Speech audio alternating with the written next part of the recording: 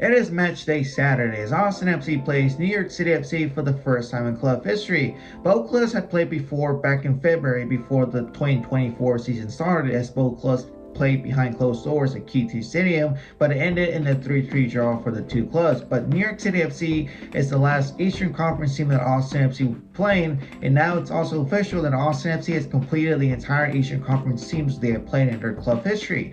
But New York City FC currently sits fourth place in the Eastern Conference with 35 points. In the last 5 games for the Pigeons, it's been decent, but now it's in a good form for them because they suffered 3 losses and now they have 2 wins to their names. Because last week they finally broke their 3-game losing streak, beating Orlando City in a 4-2 score, and recently on Wednesday night they beat Montreal in a 2-0 score. So now their form is good, before it was bad. But now, since they're coming to Austin, New York City FC's record on the road hasn't been too good for them, but it's much better than what Austin FC has for this 2024 season. Because for New York City FC, they have 3 wins with 1 draw and only 5 losses. The last time New York City FC got a win on the road was against New England Revolution, which happened back in May. But after that win to Revolution, they have 2 road losses against Nashville and against LA Galaxy, and after that they haven't seen a win. But they're coming to Austin at Q2,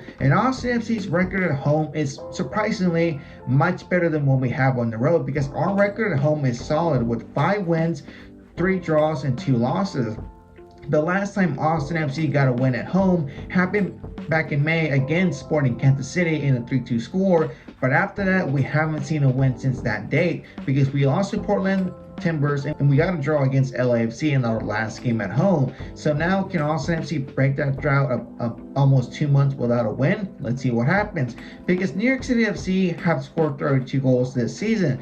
3 players have a combined 20 goals, and they have scored 20 of the 32 goals for New York City FC, averaging 63% of the goals they have done this season. Those 3 players are: one is Santiago Rodriguez. He has done 8 goals with 4 assists in 21 games, which is a goal attribution of 12 goals and assists for the 21 games. He is basically the heart and soul of New York City FC. He's like the engine, and he is like their best player this season. The other player is Alonso Martinez. Alonso Martinez is a striker, and he has done 8 goals with 2 assists in 14 games with New York City FC. He averages about 2 to 3 goals a game, and the last 3 games he scored 2 goals with 1 assist with New York City FC. And the last player is their DP, Hans Wolf, who's came this season. I believe it was this season. He came from the Bundesliga, and right now he has 4 goals to 5 assists and 21 games with New York City FC.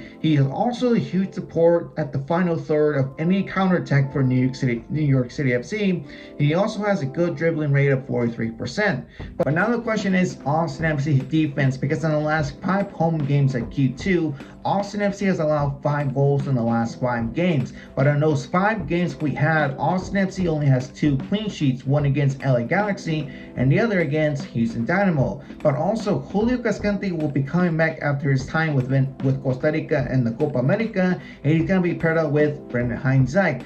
Leo Bison did a decent job for what he did when Cascante was gone, but he had the mistakes, good and bad moments during those 5 games when Cascante was gone. But now seeing Cascante and Heinzike together again, I will have to say I feel more comfortable that those 2 play good in a solid way. I will have to say too that Joca Valencia will have to start against this match against New York City FC and be playing the back 5 as a number 5 in the midfield, and be like a just improvised 5th center back or the 3rd CB in the back 4 for this match.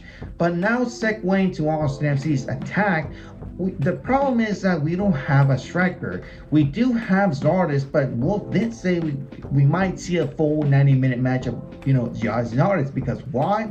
Diego Rubio will serve a suspension after getting his 5th yellow card that he got against Sporting Kansas City. We haven't seen much of Zardes because he comes off the bench playing about 15 to 20 minutes, but the last time Zardes scored a goal was last year in the same month against Sporting Kansas City in a 2-1 score that him and Ethan Finley scored in that match. But the thing too is that do I want to see Zardes, who gets earned $1 million a year playing as a sixth striker with only 2 assists, or put in Driussi as a number 9 the same way he played against Juarez and FCLS last season? The thing is that Driussi hasn't been too well as well. He hasn't been performing good, just like how we wanted him to be like in 2022.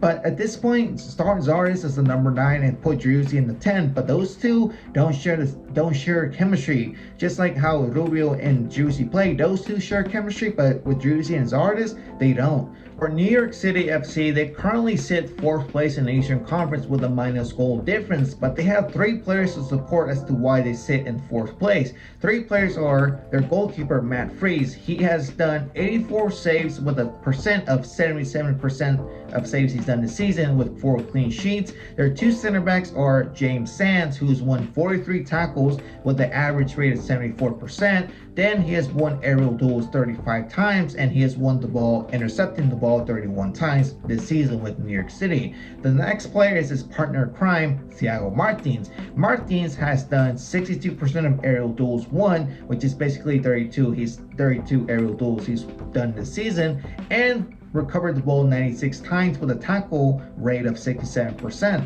So I will have to say that this might be a tough game for both clubs. For Austin FC, coming back after a really bad month of June, they want to have a fresh start for July. But for New York City, after losing 3 games from getting back and forth with 2 home games that they got 2 wins, it's going to be a narrow win for Austin FC. I will have to go with the 2-1 score. Austin FC gets the win. Driussi gets back on the score, and O'Brien gets the 6th or 7th goal with Austin FC. But yeah, this is the first game for both clubs, and hopefully we get to see a really entertaining match. But again, hope you guys understood this video. My name is VanillaMaxon17, and I'll catch you guys on the next one.